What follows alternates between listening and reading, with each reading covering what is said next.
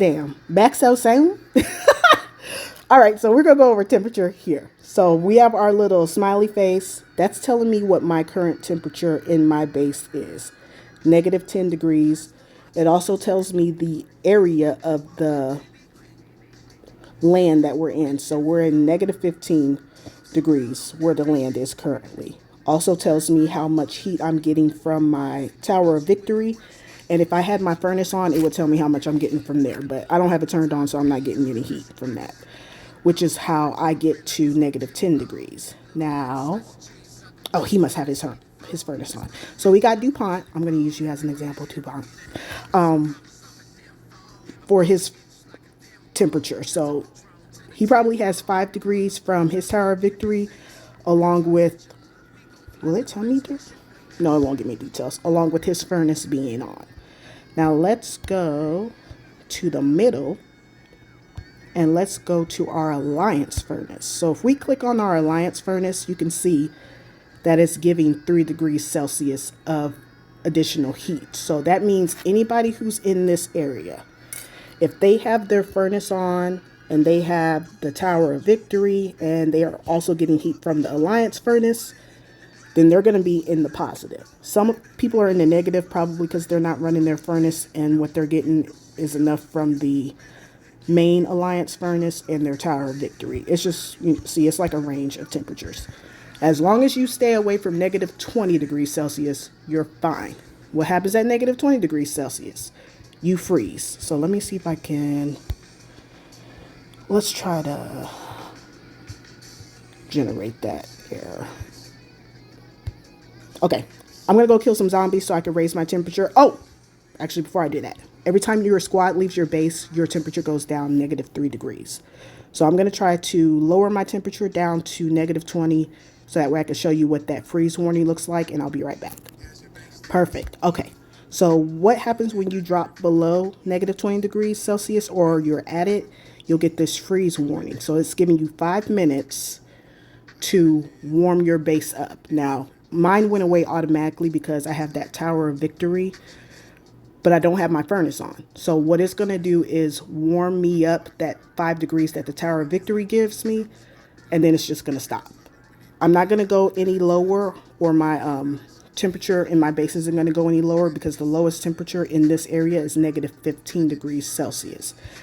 Now, to put that in perspective, if we were in this part of the land, that starts at negative 30 degrees Celsius. So negative 30 degrees plus 5 degrees Celsius from the Tower of Victory, I would still be negative 25 degrees Celsius with my base, meaning I would be freezing if I didn't get any coal from scout planes, from allies, or if I just, was out here just doing random shit and was having my base just sitting there, I would freeze.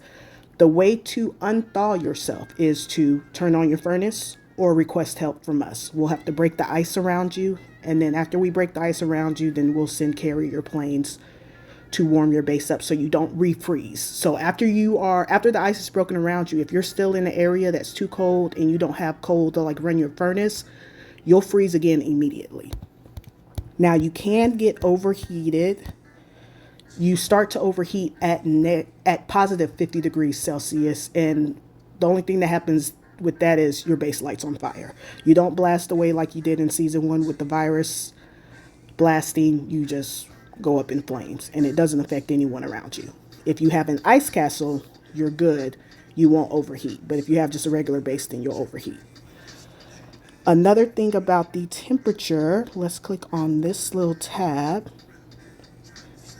are these little notifications here. So it's telling you what is affected at each temperature. So the little grass is our resource output. The little damaged looking wall is our damage durability.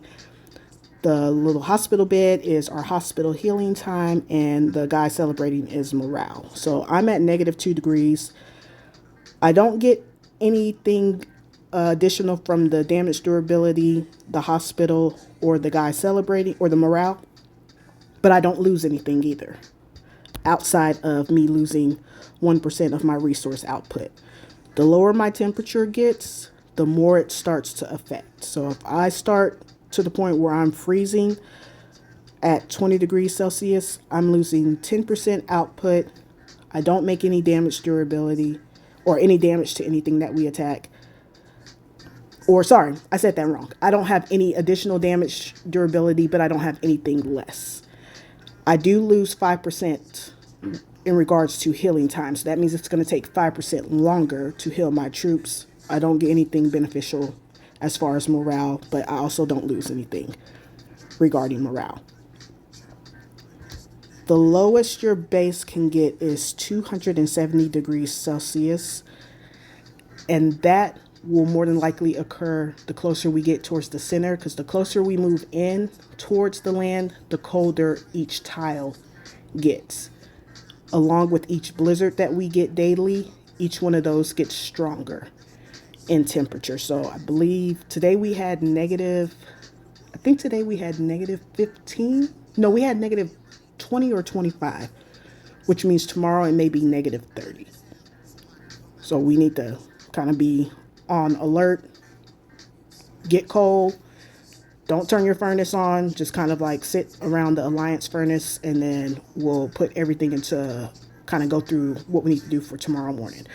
I don't want to get sidetracked, so we'll focus on that later, make announcements, or I'll make another video regarding that. But for right now, if I were to allow my base to get to the coldest temperature of negative 270 degrees Celsius, I would lose 99% of my resource output, which means I'm not making any resources.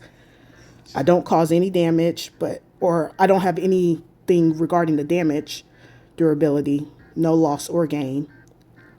I'm not able to heal troops. As you can see, it's negative 99%, and my troops have no morale, which means they're not doing anything I need to do. They're not causing any damage. They're not able to basically move.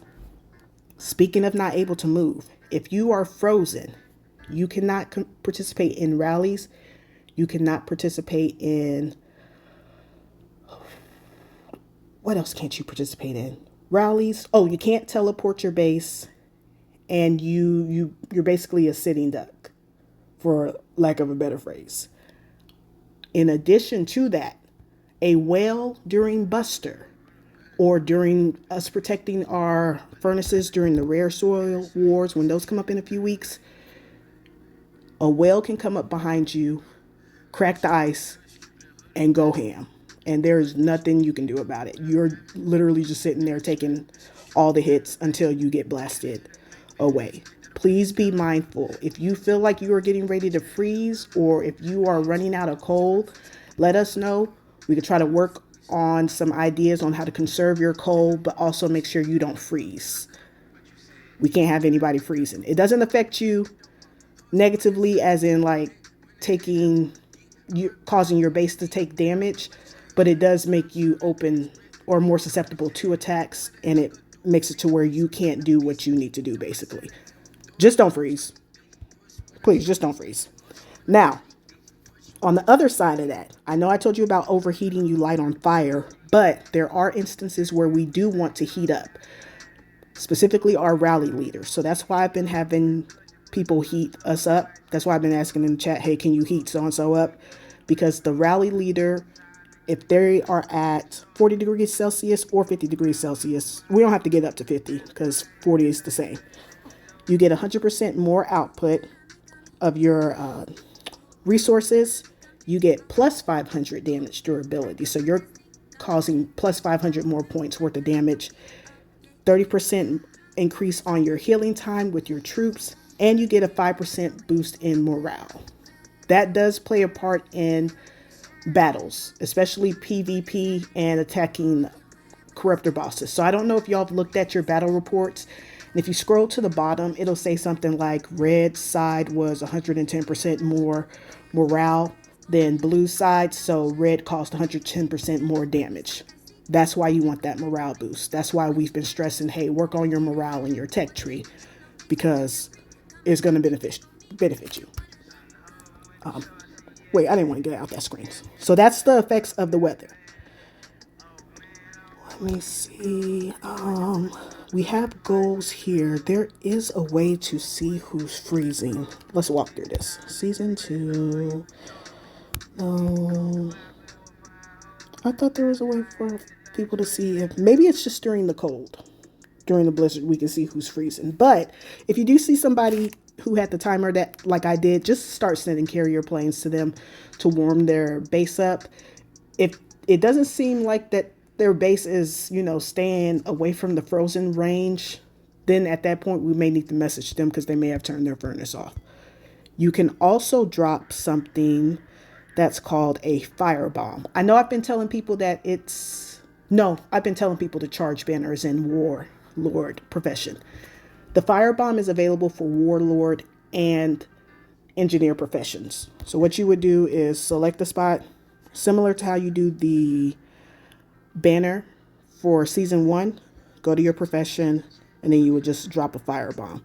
So it'll drop in a 9x9 area, 45 degrees Celsius. It'll raise up the temperature for 5 minutes. And then you have to wait 24 hours before you can use that again. That's just like emergency case scenarios that we can use that, or if we're like trying to take down a corruptor boss in a higher level city and we need to get as hot as possible without risking everybody running out of coal. We can use that option. Or if we want to reveal scattered supplies. Scattered supplies, I'll make another video on separately. I kind of just want to make these focused on these specific things. So that's the effect of weather on your base. That's what it looks like if you freeze. I don't want to generate a overheating notice because I don't want anybody wasting their coal. But it's the same thing, except instead of it being a blue timer countdown for 5 minutes, it's a red timer countdown for 5 minutes, letting me know that my base is going to light on fire. With the high heat, if you get too hot and nobody sends, like, let's say that somebody sent coal to my base and I got all the way up to 50 degrees Celsius. As long as nobody else sends coal and they stop sending their planes, my base temperature will slowly start to drop. I believe it's like maybe 1 degree every few seconds. So it doesn't take that long. So within that 5 minutes, you can drop down to the correct temperature so that way you don't burn. The only way that doesn't work is if you're in the 300s like I was yesterday, you're going to light on fire like 3 times until it drops. Another way to navigate that is to do what I did, which is just have your squads leave your base. So go fight Doom Elites, fight zombies, anything to drop your temperature down quickly. And like I said, every time your squad leaves your base, it looks like it takes your base down 3 degrees Celsius. Hopefully this wasn't too confusing. Damn, 13 minutes. I was trying to make this short, y'all, but it's a lot more information than what I thought. But this is solely temperature. Again, if you have any questions, message us in the chat. I know it's a lot of info, but we just want to make sure everybody is on the same page. Don't be worried about asking the same question multiple times. That's what we're here for. We all want to help. We all want to make sure everybody's comfortable, confident with the moves they're making. So ask it 10 times. As long as I know that you got the answer, that satisfies me. So let me go figure out another video to make that I've been seeing people ask about, and then I'll be back.